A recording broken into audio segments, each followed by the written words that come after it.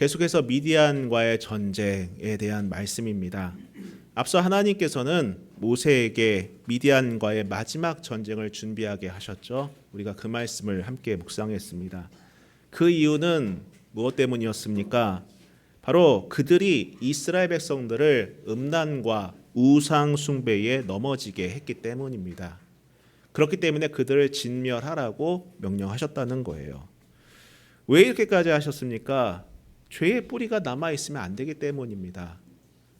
또 죄의 뿌리를 남겨두면 어떻게 됩니까? 뿌리가 있으면 다시 자라게 마련이에요. 잡초도 그렇잖아요. 잡초도 윗동만 잘라내면은 또 다시 자랍니다. 그래서 뿌리까지 뽑아내야 돼요. 그렇지 않으면은 언제든 잡초는 다시 자라게 마련입니다. 죄도 마찬가지입니다. 죄의 뿌리까지 드러내지 않으면 안 되었기에 하나님께서는 그 미디안을 진멸하라고 명령하셨던 것입니다. 자, 그런데 이스라엘 백성들은 이 전쟁의 본질을 잘 이해하지 못했던 것 같아요. 그래서인지 이들은 승리는 했지만은 자신들을 유혹했던 그 유혹의 뿌리는 여전히 남겨두었다는 것입니다. 아무래도 욕심이 생겼던 것 같습니다. 이로 인해 모세가 분노하지 않습니까? 그것이 바로 우리가 이 31장 앞부분의 내용이었습니다. 자, 그리고 오늘 본문은 그 이후의 이야기입니다. 어찌됐든 전쟁은 끝났습니다. 그리고 정결례도 마쳤고 이제는 전리품을 나눌 차례예요. 승리했으니 취한 물품들이 있지 않겠습니까? 그런데 여기서 우리는 먼저 생각할 것이 있습니다. 여러분, 전쟁보다 어려운 것이 무엇인 줄 아십니까? 바로 전쟁 후에 이익을 어떻게 나눌까에 대한 문제예요. 지금도 우리 먼 나라에서는 전쟁이 일어나고 있는데 왜 안 끝나는 겁니까? 이익 때문이에요. 누가 더 이익을 더 많이 가져가야 되느냐, 이 부분 때문에 합의가 안 돼서 전쟁이 끝나질 않는 겁니다. 대부분이 전쟁보다 그 이익 때문에 전쟁을 마치지 못해요. 근데 아무튼 싸울 때는 하나가 됩니다. 명분이 있기 때문에 하나가 됩니다. 공공의 적이 있기 때문에 하나가 돼서 열심을 내어 싸웁니다. 그런데 이기고 나면은 갈라져요. 왜냐하면 나눌 것이 생기기 때문입니다. 이익을 나눠야 되기 때문이다라는 거예요. 여러분, 왜 동업이 실패합니까? 사업하시는 분들 가운데 동업해서 실패했다는 분들이 심심치 않게 들린다는 거죠. 왜 그렇죠? 사업이 안 돼서가 아니에요. 물론 안 돼서도 문제긴 하겠지만은 안 돼서가 아닙니다. 오히려 잘 되면 갈라지는 경우가 훨씬 더 많다는 겁니다. 왜 그렇습니까? 사전에 명확한 기준이 없기 때문이다라는 거예요. 아니, 있더라도 욕심이 생기기 때문입니다. 내가 더 많이 하는데, 내가 더 지분이 큰데 등등의 이유로 이익 배분 때문에 다툼이 일어날 수밖에 없는 거예요. 이스라엘도 그럴 수밖에 없는 상황이었습니다. 12,000명이 나가 싸웠어요. 나머지는 진영에 있었습니다. 전리품이 어마어마했어요. 성경을 보면은 양이 67만 마리고 소가 7만 2천 마리며 나귀가 6만 1천 마리라고 되어 있어요. 어마어마하게 큰 분량이다라는 거예요. 이런 것을 보면은 욕심이 나지 않겠습니까? 당장 내 눈앞에 어떤 돈이 보이거나 어떤 재산상의 이익이 보인다면은 욕심이 날 수밖에 없다는 거예요. 여기서 다툼이 일어나지 않는다면은 오히려 이상한 일입니다. 싸운 사람들은 이렇게 말할 것입니다. 아니, 우리가 목숨을 걸었는데 무슨 소리냐? 내가 다 했는데, 내가 열심히 나와서 싸웠는데 당연히 이건 내 거지. 또 남아 있는 사람도 이렇게 말할 겁니다. 아니, 우리가 뒤에서 감당하는 것이 있고 지지하는 것이 있는데 당연히 우리의 몫이 아니겠느냐라고 말할 수 있지 않겠습니까? 그런데 오늘 성경을 보면은 이스라엘은 다투지 않습니다. 왜냐하면은 하나님께서 기준이 되셨기 때문이다라는 거예요. 한번 성경을 보겠습니다. 25절부터 다시 보면은요. 여호와께서 모세에게 말씀하여 이르시되 너는 제사장 엘르아살과 회중의 수령들과 더불어 이 사로잡은 사람들과 짐승들을 계수하고 그 얻은 물건을 반분하여 그 절반은 전쟁에 나갔던 군인들에게 주고 절반은 회중에게 주고 전쟁에 나갔던 군인들은 사람이나 소나 나귀나 양떼의 500분의 1을 여호와께 드릴지니라. 곧 이를 그들의 절반에서 가져다가 여호와의 거제로 제사장 엘르아살에게 주고 또 이스라엘 자손은 받은 절반에서는 사람이나 소나 나귀나 양떼나 각종 짐승 50분의 1을 가져다가 여호와의 성막을 맡은 레위인에게 주라. 자, 먼저 우리가 주목해 볼 것은 이 규정이 어느 시점에 주어졌느냐라는 것입니다. 전리품을 두고 다툰 이후에 벌어진 일이 아니다라는 거예요. 다투는 상황을 보고서는 기준을 좀 줘야겠다라고 주신 것이 아닙니다. 누가 얼마를 더 가져가야 되느냐라는 논쟁이 시작한 후도 아닙니다. 이런저런 나눔이 있기 전에 하나님께서 먼저 기준을 제시하셨다는 거예요. 우리는 앞서 민수기 26장에서도 이와 동일한 원리를 볼 수 있었습니다. 언제였습니까? 가나안 땅을 분배하는 데서 보았다는 거예요. 가나안 땅을 아직 정복하지 않았는데 하나님께서는 미리 땅 분배 원칙을 정하십니다.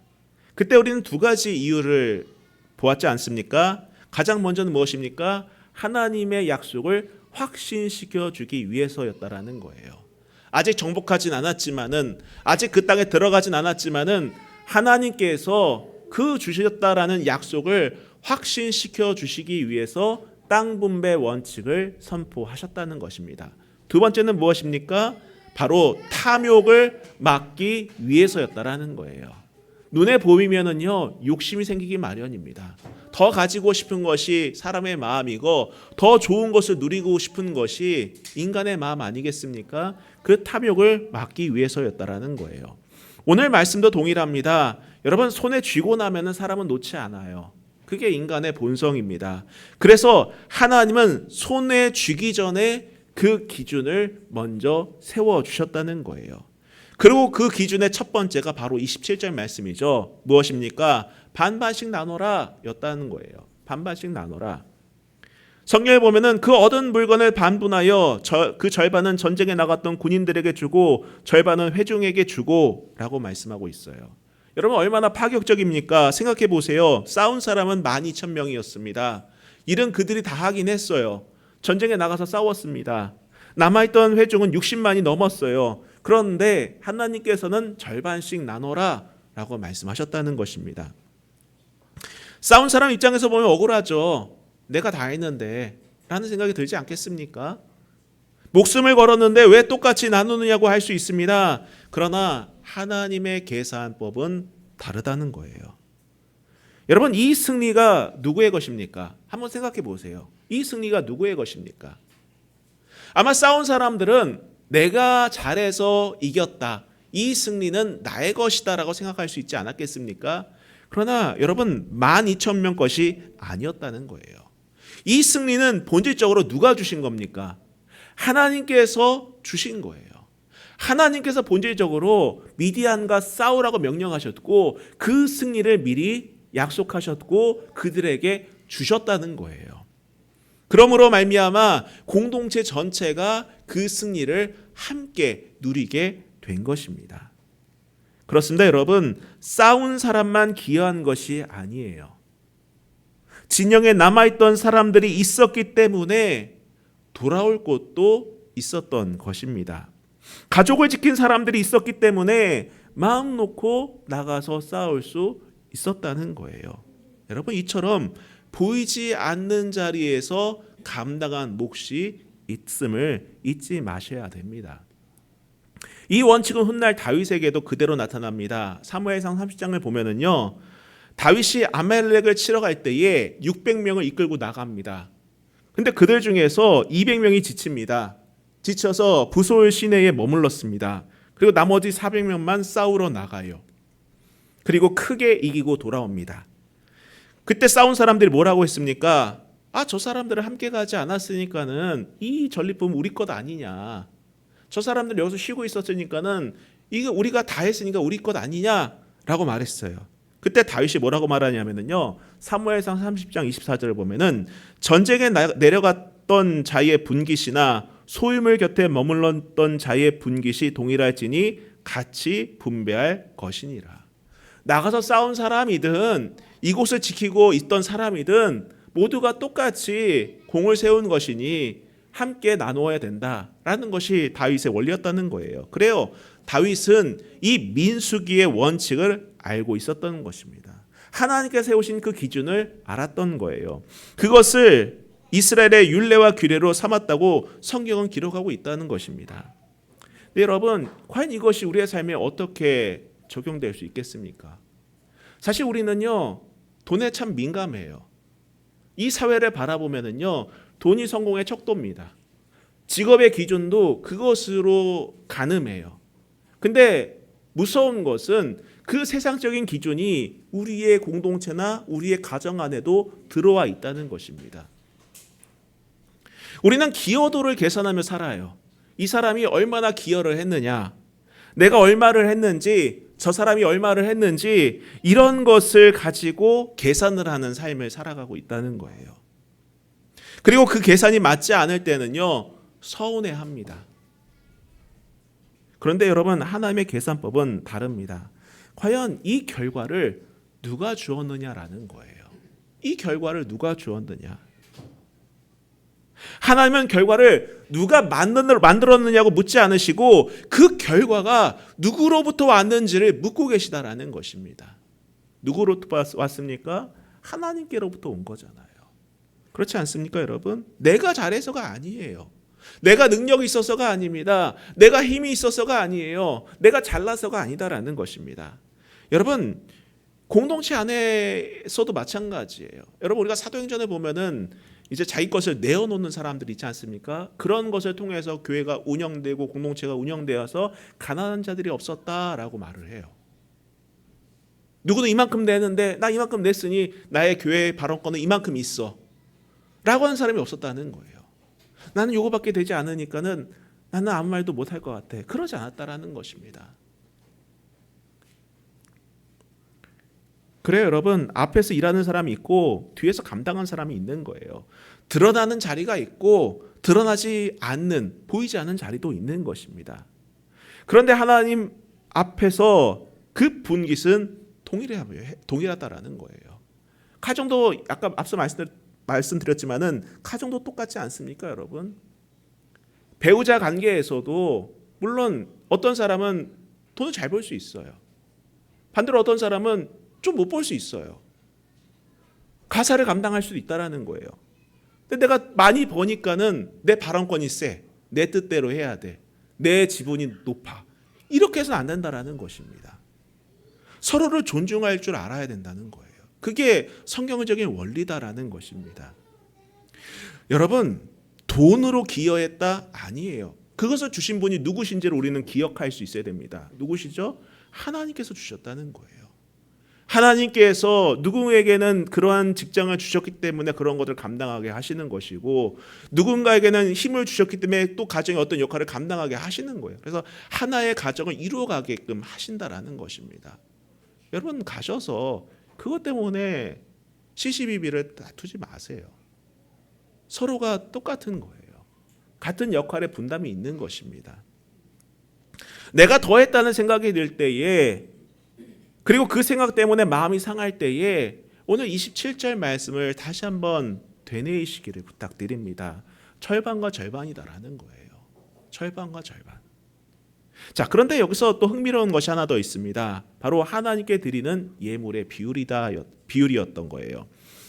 성경을 보면 싸움에 나갔던 군인들은 500분의 1을 드립니다. 그리고 남아있던 회중은 50분의 1을 드린다고 성경은 기록하고 있어요. 몇 배 차이죠, 여러분? 10배 차이예요. 10배 차이. 왜 이렇게 다른 것입니까? 그래요. 여기서 드러나는 것입니다. 싸우려 나갔던 사람들은 무엇을 드렸습니까? 이미 목숨을 드렸어요. 자신의 생명을 드리고 한 거예요. 시간을 드렸습니다. 몸을 드렸어요. 이미 드린 것이 있었습니다. 하나님은 그것을 잊지 않으셨다는 거예요.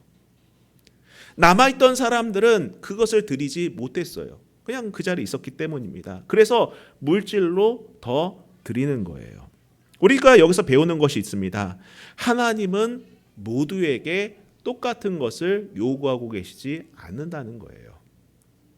각자의 자리와 상황에 맞게 드리게 하신다는 겁니다.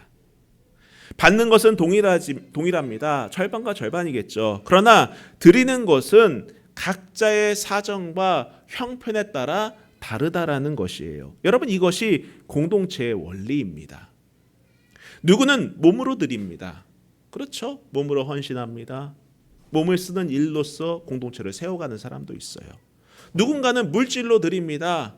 재정적으로 하나님께서 허락하셔서 그 물질을 드리게끔 하시는 분도 있어요. 누구는 시간을 드린다는 거예요. 시간을 내어서 헌신하게끔 하시고 공동체를 세우게끔 하시는 분도 있습니다. 또 누구는 기도를 드린다는 것입니다. 기도를 더욱더 열심히 하여서 그 기도를 통하여서 공동체를 세우는 분도 계시다는 거예요. 각자가 가진 것이 다 다르다는 거예요. 각자가 다 다른 거예요. 여러분, 우리가 이러한 마음과 이러한 생각을 가져야 돼요.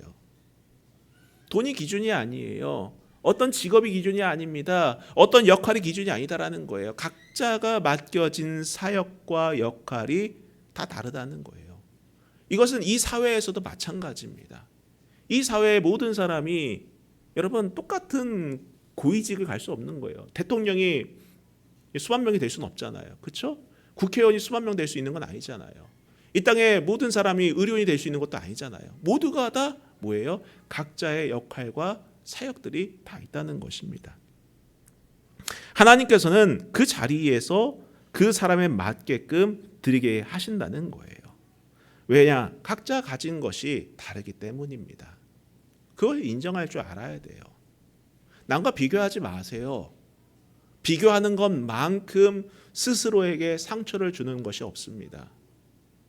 우리는 이 사회에 살아가면서 비교하지 않습니까? 한동안 이 뉴스에서 있었던 용어 중에 하나가 포모라는 게 있잖아요.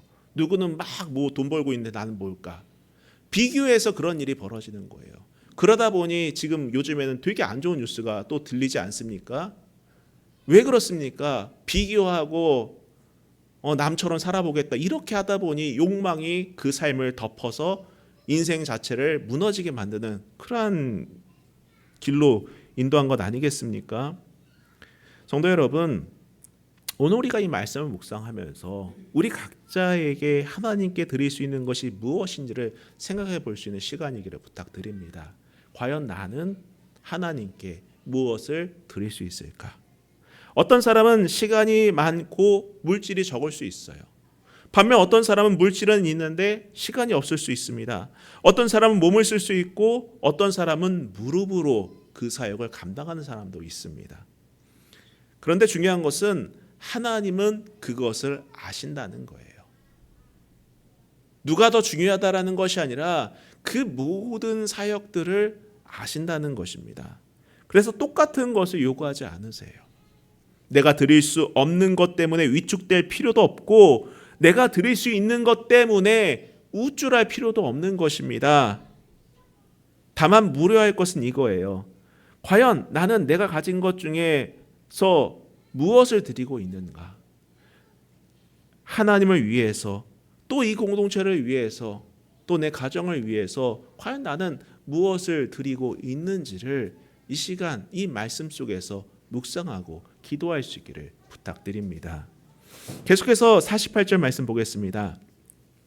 자, 48절부터 보시면은요. 군대의 지휘관들 곧 천부장과 백부장들이 모세에게 나와서 모세에게 말하되 당신의 종들이 이끈 군인을 계수한즉 우리 중 한 사람도 충나지 아니하였기로 우리 각 사람이 받은 바 금패물 곧 발목고리, 손목고리, 인장반지, 귀고리, 목고리들을 여호와께 헌금으로 우리의 생명을 위하여 여호와 앞에 속죄하려고 가져왔나이다. 자, 여기까지 보겠습니다. 제가 앞부분은 읽지 않았어요. 앞부분인 31절부터 47절까지 내용은요. 우리가 읽어보셨겠지만은 무슨 내용이에요? 전리품을 계수하고 분배하는 내용이에요. 숫자들이 이어집니다. 우리가 성경 읽을 때 가장 힘들어하는 게 뭐죠? 숫자, 그렇죠? 숫자들이 이어져요. 양이 얼마인지, 소가 얼마인지, 나귀가 얼마인지, 그리고 하나님께 드릴 몫이 얼마인지 이런 숫자들이 열거됩니다. 자, 그런데 저는 사실 오늘 말씀 준비하면서 오늘 이 부분이 가장 중요하다고 생각하는데요. 48절에서 갑자기 지휘관들이 모세에게 옵니다. 모세에게 온다는 거예요. 그리고 이렇게 말합니다. 여러분 48절에 와서 뭐라고 말합니까? 당신의 종들이 이끈 군인을 계수한즉 우리 중 한 사람도 충나지 아니하였기로 라고 되어 있다는 거예요. 여러분 보세요. 이게 지금 어떤 상황이냐면요. 전리품을 계수하고 있었던 거예요. 우리가 지금까지 얻은 수익이 얼마지? 이걸 세고 있었어요. 양이 몇 마리인지 소가 몇 마리인지 우리로 생각하면 돈 세는 거예요. 그래, 돈을 막 세다가 이 중에서 뭐 11조 얼마 내고 감사가 얼마 내고 이걸 막 세고 있었다는 거예요. 그걸 하다가 갑자기 뭘 보는 겁니까? 아니 지금 모세 할아버지 오시면서 모세 할아버지 지도자님 하면서 말한 것이 뭐예요? 당신의 종들이 이끈 군인을 계수해 보니 우리 중 한 사람 충나는 사람이 없습니다. 뭐예요? 전리품을 세다가 문득 사람을 센 거예요. 전리품을 세다가 문득 다른 것을, 즉 군인들을 센 것입니다. 그리고 놀라운 것을 발견합니다. 무엇이죠? 단 한 사람도 죽지 않았다는 거예요. 여러분 1만 2천 명이 전쟁에 나갔습니다. 전쟁이라는 곳은 어떤 곳이에요? 단순한 운동 경기를 하는 곳이 아닌 것 우리 잘 알지 않습니까? 목숨을 걸고 싸우는 곳이 전쟁이에요. 지금도 전쟁이 벌어지는데 수많은 사람들이 죽어가고 있습니다. 죽음이 없을 수가 없어요. 여러분 다섯 왕이 죽었고 미디안 성읍을 쳤습니다. 그런데 오늘 성경을 보면은 단 한 명도 이스라엘은 잃지 않았다는 거예요. 언제 깨달은 겁니까? 전리품 세다가 잠깐만 우리 나간 군인들을 한번 세보자. 다 있네. 단 한 사람도 죽지 않았네. 모두가 다 멀쩡하네. 그걸 보고 놀라는 거예요. 여러분 고대 전쟁에서 이것이 얼마나 불가능한 일인지 생각해 보세요. 고대 전쟁은 뭐예요? 몸으로 부딪히는 전쟁이잖아요. 칼을 들고 창을 들고 몽둥이를 들고 돌을 던지면서 싸우는 전쟁이에요. 피 흘려 죽이는 전쟁입니다. 승리한다 하더라도 상당한 사상자를 내는 것이 전쟁이에요. 그런데 오늘 성경에서는 단 한 사람도 상한 사람이 없다, 죽은 사람이 없다라고 기록하고 있다는 것입니다. 그리고 이들이 이것을 깨달은 순간 무엇을 합니까? 50절 말씀이 나와요. 무엇이죠?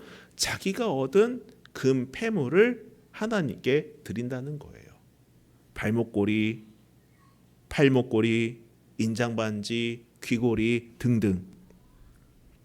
그리고 이것을 드리면서 뭐라고 말합니까? 우리의 생명을 위한 속죄로 드린다고 합니다. 여러분 우리가 여기서 주목할 것은 이들은 이것에 대해서 명령받은 것이 아니었어요. 드려라.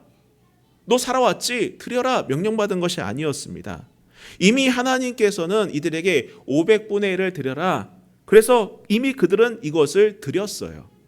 의무는 다 했습니다. 그들의 행한 의무는 다 했어요. 그런데 그 위에 더해서 드리는 거예요. 자발적으로 드렸다는 것입니다. 52절에 보면 그 총액이 나옵니다. 16,750세겔이라고 하는데 상당한 양의 금이에요. 제가 이것을 물어봤어요. 이게 도대체 어느 정도 되는 금액이지? AI한테 다 물어봤어요. 이게 도대체 어느 정도 되는 거냐? 물어봤더니 계산을 해주더라고요. 우리 지금 현대 사회로 따지면은 191kg이래요. 그리고 지금 환율, 지금 금값 기준으로 계산을 해보니까는 무려 380억 원이 되는 가치의 금을 이들이 자발적으로 드렸다는 것입니다. 여러분 무엇이 이들의 지갑을 연 것입니까? 무엇이 이들의 금패물을 드리게 한 것입니까? 명령이 아닙니다. 규정이 아닙니다. 무엇이죠? 바로 은혜를 세워보았다는 거예요. 은혜를 세워보니 이 은혜가 너무나도 크고 감사하기에 하나님께 드렸다는 것입니다. 전리품을 세다가 사람을 세워보는 거예요. 그리고 하나님이 하신 일이 얼마나 큰지를 그때야 비로소 깨닫게 된 것입니다. 그때 감사함이 그들의 마음속에서 열리게 됐다라는 거예요. 여러분, 우리가 지금 무엇을 세고 있는지가 우리의 삶의 방향을 결정합니다. 여러분 무엇을 세고 계십니까? 지금 삶의 현장에서 무엇을 세고 계십니까? 그 세는 것이 여러분의 삶의 방향을 결정할 수밖에 없는 거예요.